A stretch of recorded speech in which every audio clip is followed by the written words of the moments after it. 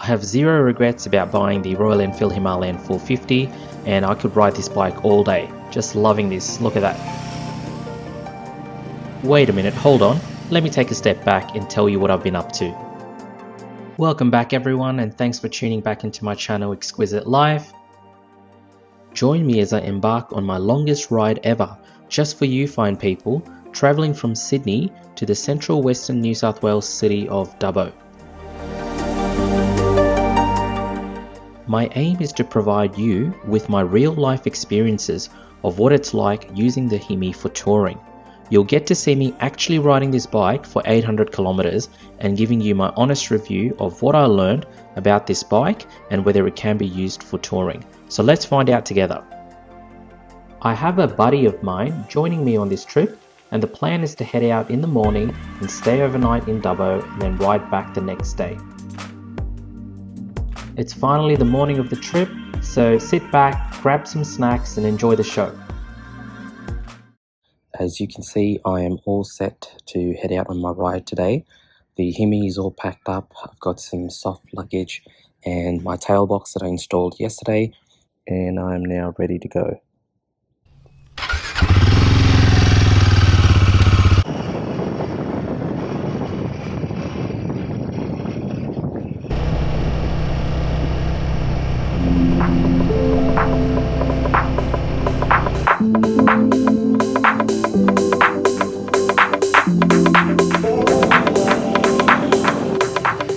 It's 7:26 AM and it's a rather glum morning.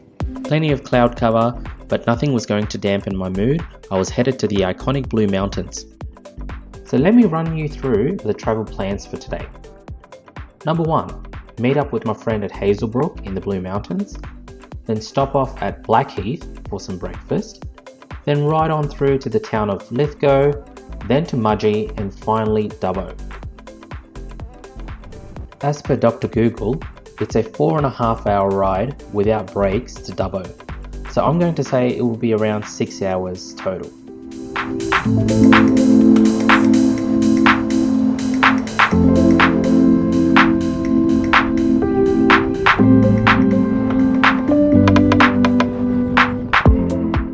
Just doing an odometer check on my Himalayan, so I've done 575 kilometers all up on this motorbike. Just heading onto the M4 motorway, and then it's a straight run into the Blue Mountains.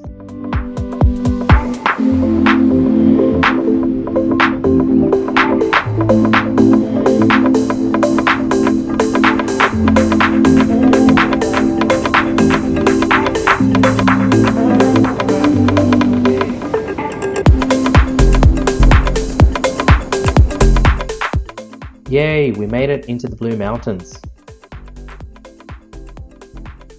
There goes a fellow rider. I still love how riders say hello or give each other a nod as we pass by. It's just a nice sense of community.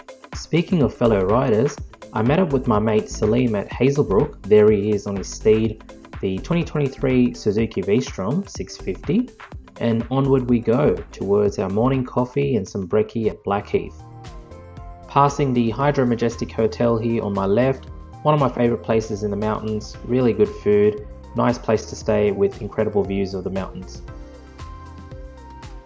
We made it to Blackheath, which is the highest town in the Blue Mountains, with an elevation of 1,065 meters above sea level. For those of you watching around the world, you're probably thinking that's not that tall.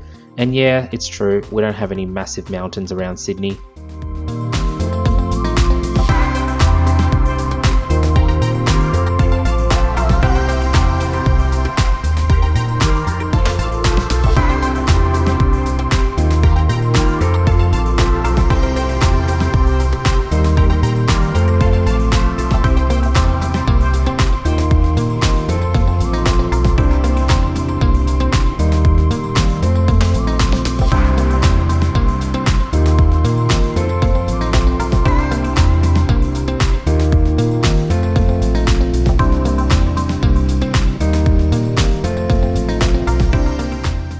It's a beautiful chilly morning in the Blue Mountains, and we just sat down for some brekkie, got some nice hot tea. After getting refueled ourselves, we're now on the road again, heading towards the town of Lithgow.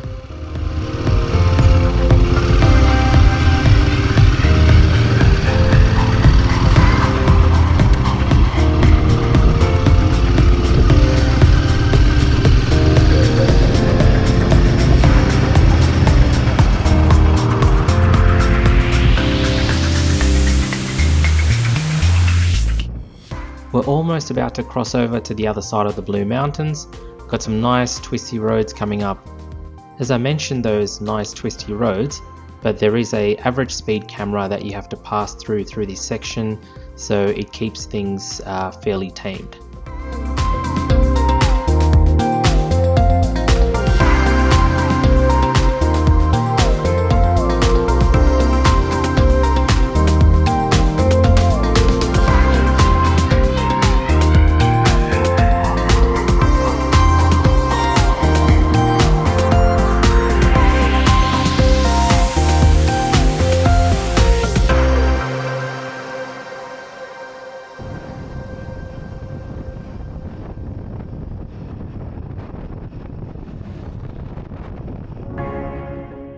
We are now over the Blue Mountains and heading into the little town of Little Hartley.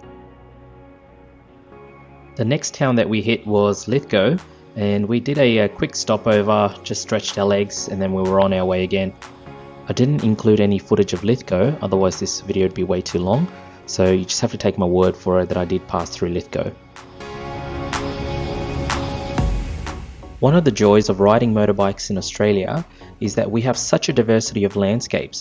One minute you're seeing sandstone cliffs all around you, then you've got vast open valleys, and then gum tree forests as far as you can see. There's a beautiful valley here on my right, and I couldn't help myself. I had to stand up on the pegs and show you what it looked like. We are rolling into the village of Kapiti. With a population of 140, this village goes back to the 1880s.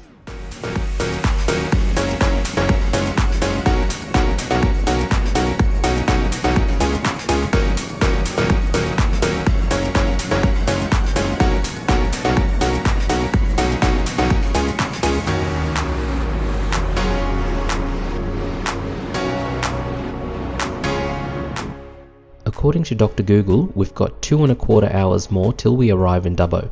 So far the Himi's been running really smooth. I've taken it through a variety of different terrains and I've had no issues so far. Our next stop is going to be Mudgee, which is about 72 k's away. I really enjoy seeing animals when I'm out riding, especially for someone who lives in the city. It's just such a nice change of scenery. Those of you from the country are thinking, what is this going on about? They're just sheep, but we don't get to see them every day.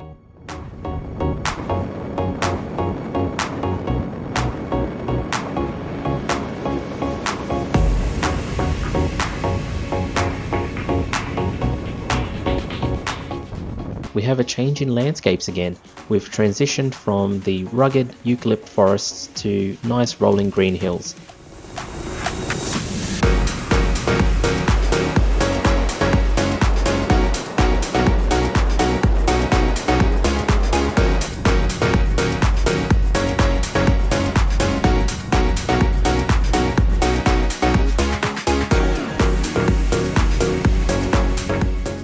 I have been riding the Himalayan for over 3 hours at this point today, and the ergonomics of the bike almost make me feel like I'm riding my BMW Cruiser.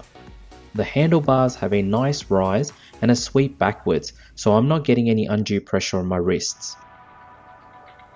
If you are a taller rider, say above 6'3", you may want to look into getting some bar risers if you feel that the handlebars are a bit too low and too far away from you.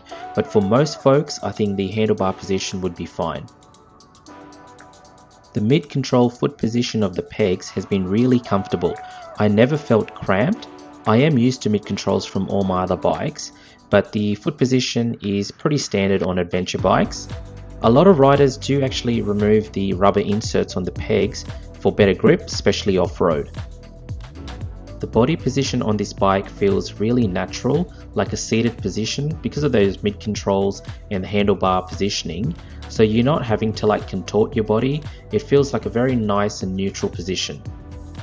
Again, riders who are pushing over 6'3" in height may feel their knees are a bit restricted around the tank, but let me know in the comments if you are a taller rider and if you find the Himi a little bit cramped.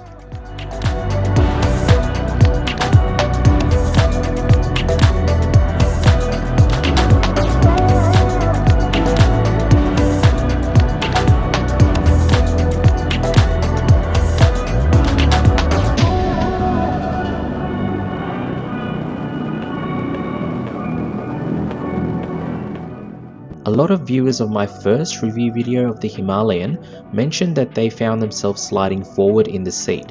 I didn't really feel that too much, but I did notice I was shuffling around in the seat to avoid the vibrations from the front of the seat. Sticking to the theme of vibrations, I can't say I was getting vibrations of the good kind from the foot pegs. If you are riding the Himi at highway speeds for hours, you will notice them.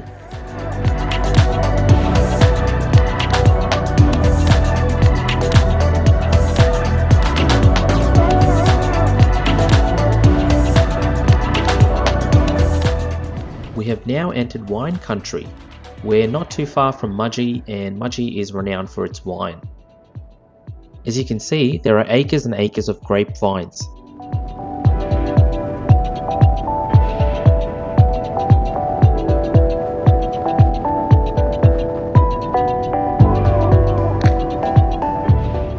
So we made it to Mudgee. This is a big milestone in our trip. Mudgee is the largest town in the mid-western region of the state of New South Wales. Established in the 1840s, it saw a huge boom due to the gold rush in the 1850s. Today, it's famous for the gold mining history, obviously, wine and gourmet food.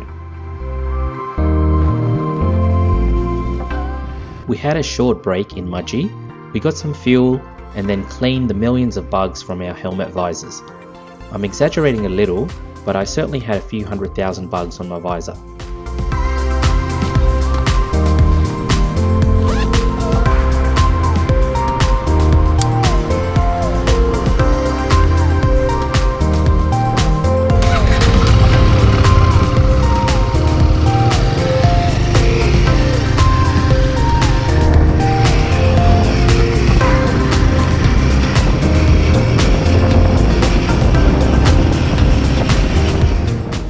We stopped for coffee at the Mudgee corner store, and it has some really nice coffee. I love supporting small businesses, especially in country towns, so please do go check them out. I ended up stopping here on my way back as well and had one of the best milkshakes ever. It really helped with beating the heat that day.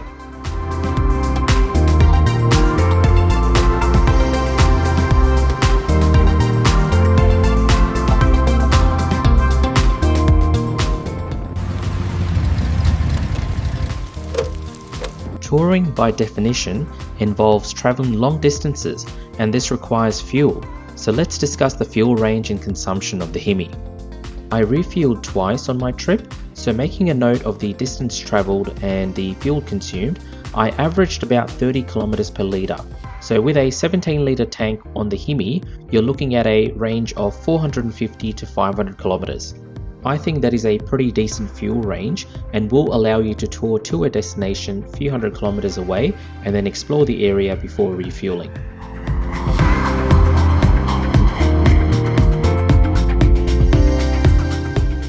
The suspension is really important for comfort on a long ride, and the 43mm Showa upside down forks with the monoshock rear setup definitely felt nice over the rough surface that I'm traveling over right now. There were a lot of potholes and patches on the road, and the suspension soaked it up. I hate comparing my two motorbikes, but because of the longer suspension travel on my Himi, I think I'm liking this over my BMW R18 on roads with rough surfaces.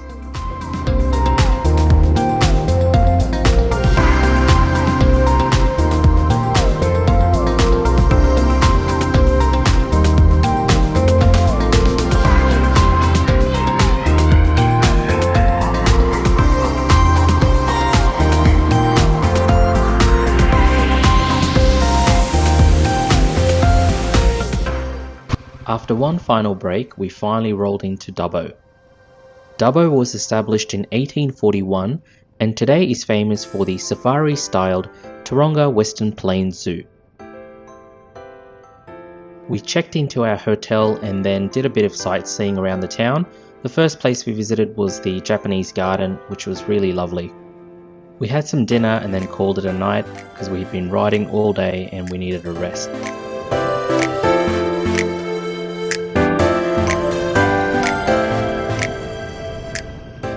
It's now day 2 of our trip and we decided to explore the city of Dubbo properly by going into the central business district.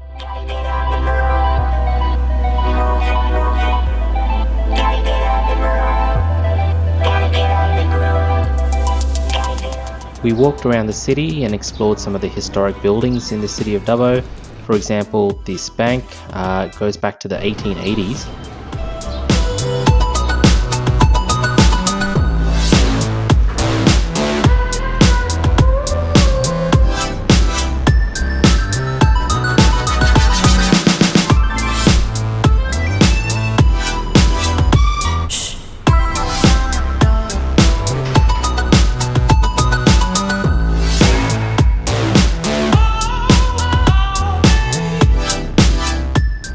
After exploring the city and having some breakfast, it was time to head back home to Sydney.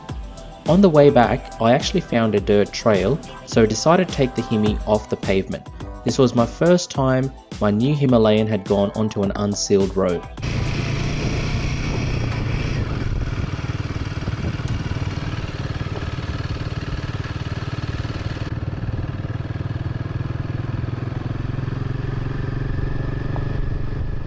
Since this was my first time on dirt with the Himi, I was a little nervous. I wasn't sure how the bike would handle, would the tyres have adequate traction. All these things were running through my head, but I had nothing to worry about. The Himalayan was at complete ease in this environment.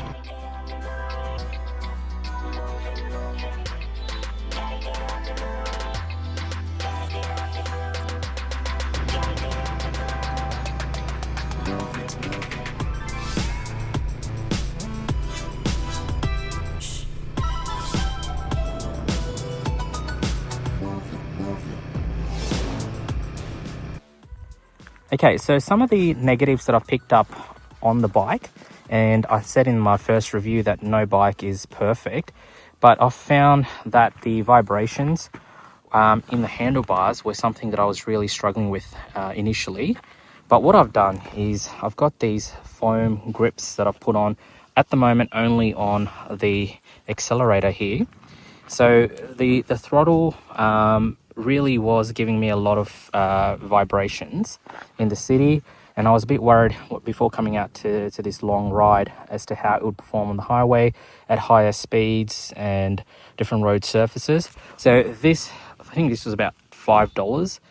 This soft grip has really been revolutionary for me.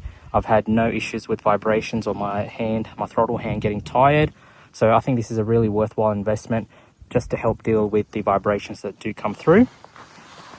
The pegs also do give you a bit of vibrations, but again, depending on your footwear and just sort of getting used to it. After, I would say around 100 Ks and sort of over 5,000 RPM, I did notice that the vibrations were sort of smoothing out, so that's a good thing.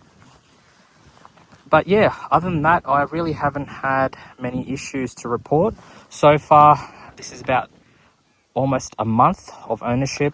I am absolutely loving this bike, and I would say that if you are in the market for a beginner adventure bike, don't look past the Royal Enfield Himalayan. There are other competitors out there, and again, this is not a paid promotion, right? This is my personal bike. So I'm only telling you what I've sort of learned firsthand, and I think I'm going to be keeping this bike forever probably. It's just a beautiful little package just to throw around where you need to.